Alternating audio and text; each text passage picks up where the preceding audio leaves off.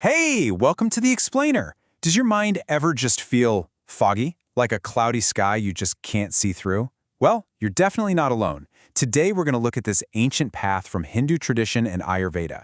And it's not just about getting rid of the clouds, it's about finding that brilliant sunshine of mental clarity that's hiding behind them. So let's just start right there. Have you ever had one of those days where you just feel scattered? You can't focus, everything feels dull. It's so frustrating, right? Well, according to this ancient wisdom, that feeling, it's not just a bad day. It's not because you missed your morning coffee. It's actually a signal of something much, much deeper going on, an imbalance.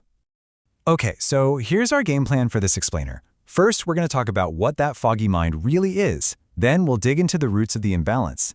After that, we get to the good stuff, how to nourish your way back to clarity, how to literally breathe your way to balance, and finally, how to put it all together in a daily path that you can actually follow. All right, let's jump right in. To really clear that fog for good, we have to look at it from a whole new angle. We've got to stop thinking of it as just a symptom and start seeing it for what it is, a fundamental state of being. And this, right here, is the big mindset shift. In this tradition, brain fog isn't just an annoying inconvenience. Nope, it's seen as an energetic condition. It's a signal light on your dashboard saying, hey, your mind, your body, and your spirit are out of sync. And once you see it that way, it totally reframes the problem, and it opens up a whole new world of solutions. So if it's an imbalance, what's actually causing it? Well, these ancient texts point to two really cool core concepts that basically run the show when it comes to our mental state. First, you've got the gunas. Think of these as the fundamental qualities of everything in nature. And then you have the doshas, which are like our own unique mind-body blueprints. Okay, so brain fog shows up when two specific energies kind of take over. First up is rajas. This is that agitated, restless, anxious energy. You know, that scattered feeling? It's like having way too many tabs open in your brain. And then that gets piled on with tamas. This is the complete opposite. It's inertia, heaviness, confusion, that dull feeling. So you're agitated and sluggish at the same time. Sound familiar? It's a tough combo. The whole goal, the whole path out of this mess is to move toward a state called Sattva. Now, Sattva is the good stuff. It's balance, harmony, purity, clarity. It's where your mind is just clear and steady. And get this, the point isn't to totally get rid of the other two. I mean, you need a little rajas to get things done, and you need tamas for sleep. The real magic is bringing them all into balance so that Sattva, that clarity, can really shine. And Ayurveda, wow, it gets even more specific. It actually pinpoints these little energies, called subdoshas, that are right there in your head managing your thinking. You can think of them like specialized circuits in your brain's motherboard. So when something like pranavada, which handles your perception, gets wonky, or tarpaka kapha, which is supposed to be nourishing your brain, is off-kilter, well, that's when the fog just inevitably rolls right in. Okay, so we've talked a lot about the what and the why. Now let's switch gears and get into the how. How do we fix this? And we're going to start right at the foundation, with probably the most fundamental thing we do every day, eat. And this leads us to the amazing concept of a Sattvic diet. Look, this is way more than just counting calories or getting your vitamins. It's all about eating foods that are packed with prana. That's life force energy. The idea is you're literally eating to create that clear, calm, Sattvic state inside your mind. So what does that actually look like on your plate? Well, think vibrant, fresh, and full of life. We're talking fresh fruits and vegetables, whole grains, nuts, and seeds. But it's not just what you eat, it's how you eat it. This approach favors warm, cooked meals that are easy on your digestion, things that make you feel light and energized, not heavy and sleepy. And of course, what you don't eat is just as important. This is the other side of the coin. You want to steer clear of foods that create those foggy energies. So tamasic foods, things like processed stuff, leftovers, alcohol, they bring on that heaviness. And rajasic foods like super spicy, fried, or stimulating things, they create that scattered, agitated feeling. The goal is simple, right? Eat for clarity, not for chaos. Now, beyond your everyday diet, Ayurveda has this incredible class of herbs that are specifically for your brain.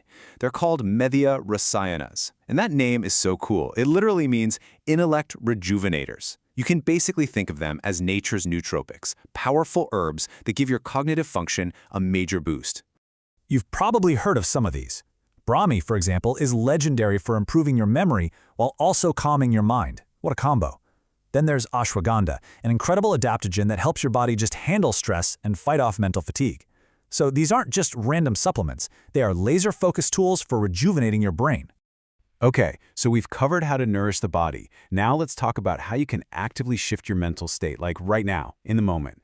And we do that using two incredibly powerful tools we all have, our breath and our body. This is such a profound idea, so listen up. Your breath is a remote control for your nervous system. I mean, how cool is that?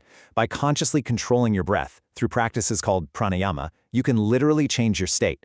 You can pump more oxygen to your brain, calm down that jittery feeling, and dial up that clear Sattvic energy. So one of the superstar techniques here is called Nadi Shodhana. You might know it as alternate nostril breathing.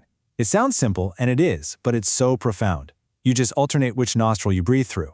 And what it does is it directly balances the two sides of your brain, the logical left side and the creative right side. It's like a system reboot. And that's not the only one. There are other really targeted techniques. Feeling kind of sluggish and heavy? There's a breath for that, Kapalabhati. It'll wake you right up. Feeling anxious and your thoughts are all over the place? Try Brahmari or bee breath. That humming sound is incredibly calming. See? There's literally a tool for every kind of fog. And of course, we can't forget about movement. Yoga is so much more than just stretching. Certain postures, or asanas, are specifically designed to physically boost your brain health. They get more blood flowing up there and help soothe your entire nervous system. Poses where your head is below your heart, inversions, are especially awesome for this. Things like a shoulder stand, or even just putting your legs up the wall, which anyone can do. These poses use gravity to your advantage, sending a fresh rush of blood to your brain. It's like it just washes away the fatigue and brings in the clarity. All right, last but not least, let's put this all together. How does this become a practical, daily routine? Because let's be real, consistency's everything. That's what turns these cool ideas into a whole new, clear way of living.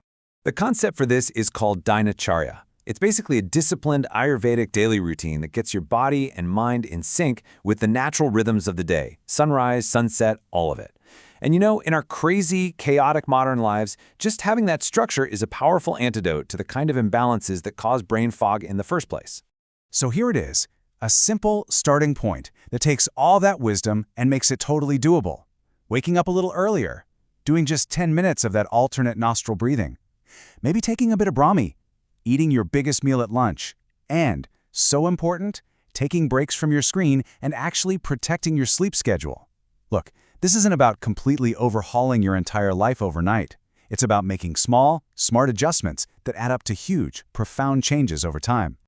So in the end, what this ancient path really teaches us is that mental clarity isn't just something that happens to you by chance. It's not luck. It's something you actively cultivate.